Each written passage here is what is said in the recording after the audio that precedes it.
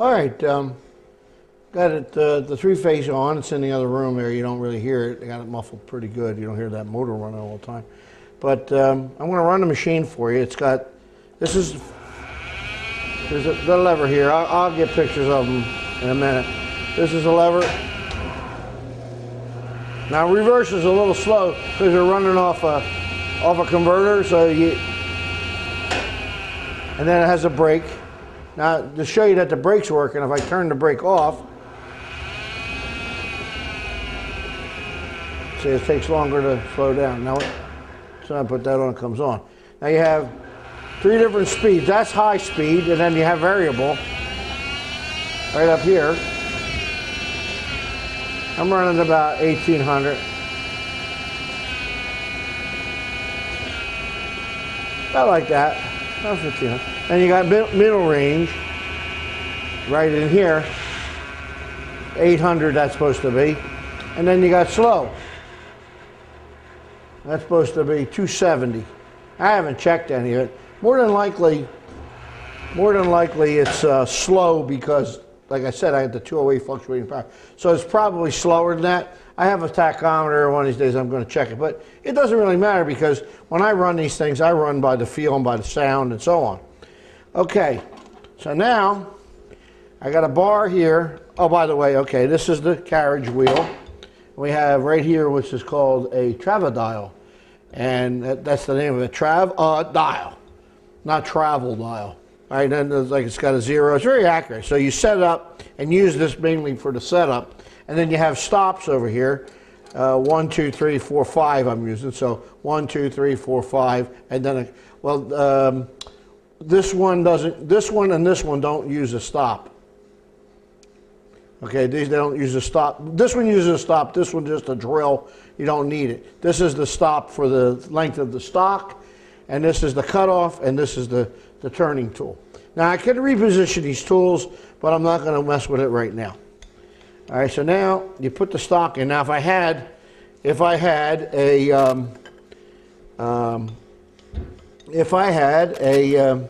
penny, yeah, if I had a bar feeder hooked up,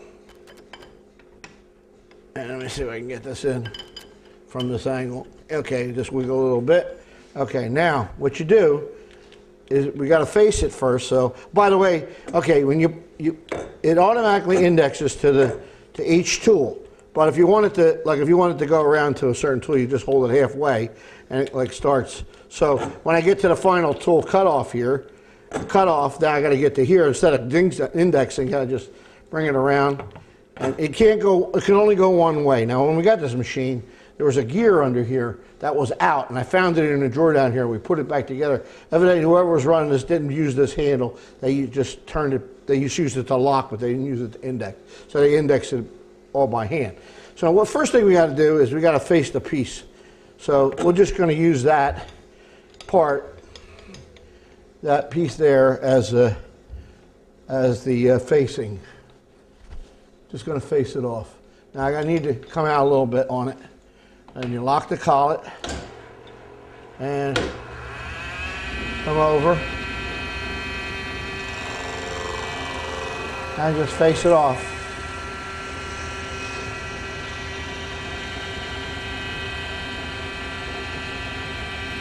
Okay. Now I stop the machine, go around to the stop, come over. Now that's the number 1. I could mark these if I wanted to. Number 1 is right there.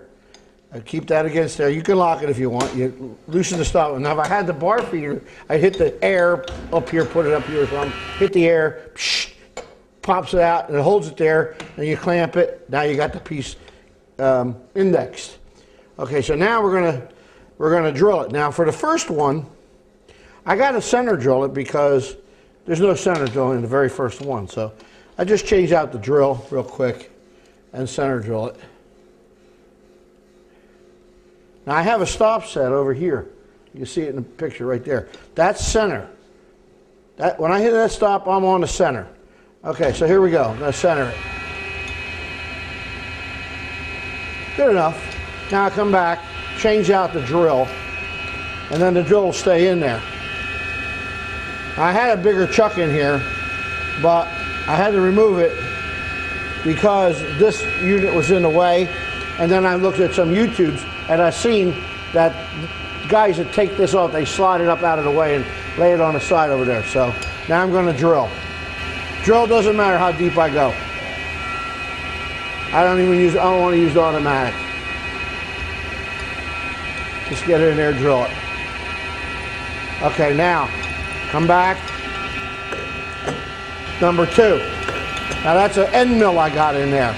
The end mill is going to counterboard a little bit just to rough it out to a stop. I really should sharpen that thing.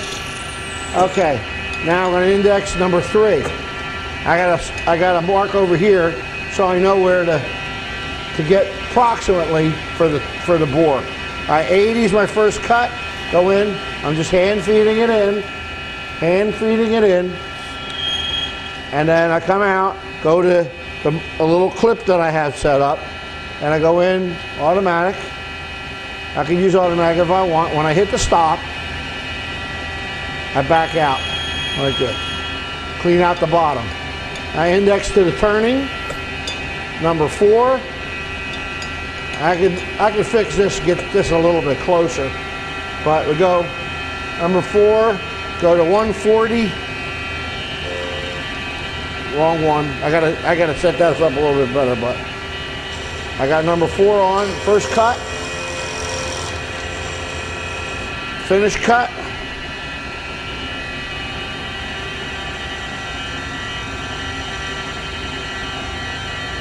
Back out. Square up the corner. Little emery cloth. I could view, yeah, okay. Set up a chamfer tool. Sure, I can do that. Cut off. Number 5. Go in. Make sure that you're going to clear. Cut off. And it stays there pretty good. And just hold this little pull shovel. I got 10 of these, by the way. Then you go in. There's your part. There's your part. There's your part. Isn't that neat? Now, CNC, big deal. Big deal. There it is. Another one bites the dust. Next case. Now, I've got it faced off already, so index around. And I like to shut the machine off only because it's safer. If it was a round piece, I wouldn't hesitate to loosen the collar, hit the bar feeder up against the stop, and lock it. But because it's square, you could run the risk of hurting yourself. Run around the number 1, which is the number 1, hit it up against there, loosen the piece up, the collet, lock it, drill. Oh, I got to get to the center. You'll know right away it won't drill. That's good enough. That's already on center. Go to number 2. Never let one hand know what the other was doing, Irv used to say. Irv Leibowitz, my man. He's got to be in his 90s if he's still living. Okay, that's counterboard. Number 3. Come over. Go to 80 on here. Back off a little bit. Feed it in. Feed it in. Hit the stop. Back out. Go to the finish cut.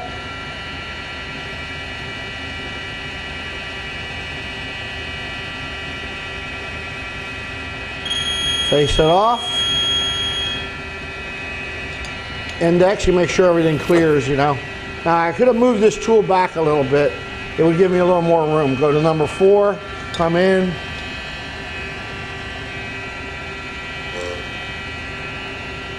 $140, first cut. Next cut, finish.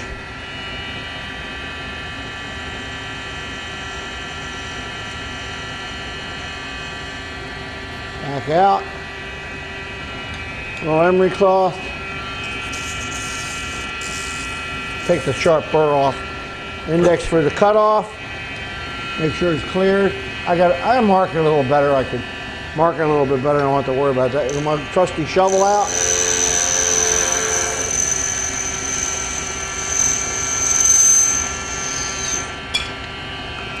Yep.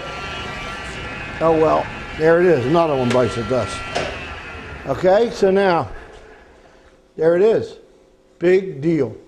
What do I need CNC for? I got this machine. Inside of less than a week, I had it running and making parts for me. I don't disagree with CNC. I am not giving up on it. I originally decided that I wanted to make a plasma cutter, router, and I've got the ball screws, and because I tried to use try to convert the M code to CNC to Mach 3, I already have the control. All I have to do is add 2 more axes, because I'm going to run 2 motors, the X, 1 motor for the Y, and 1 motor for the Z. So that's 4 motors. You need four drivers and 4 stepper motors. I only got 2 drivers and 2 stepper motors, but everything else is there. I got a VFD there for a router, to run a router with a water cool. So that's pretty good. Now, I don't know what you guys think of it, but to me, I like running the machine. I like making parts. I don't mind being the computer. I don't mind. So I have a lot of plans for this. In fact, this morning I just went up to the foundry and let me get one. What I just picked up this morning is brake cylinder, bronze of course, and the head for it, and the front head.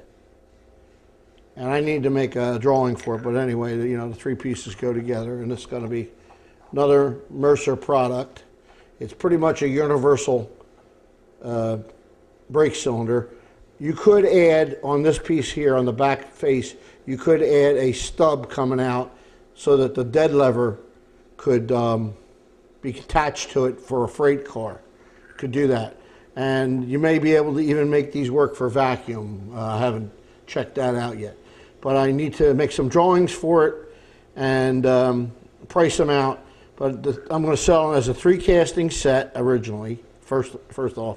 And then eventually I'm going to add the rest of the parts to it, the bolts and so on. But you will get a drawing.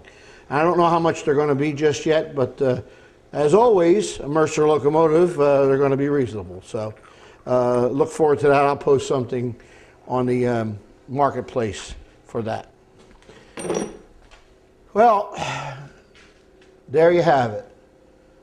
No CNC for me, as far as a lathe anyway.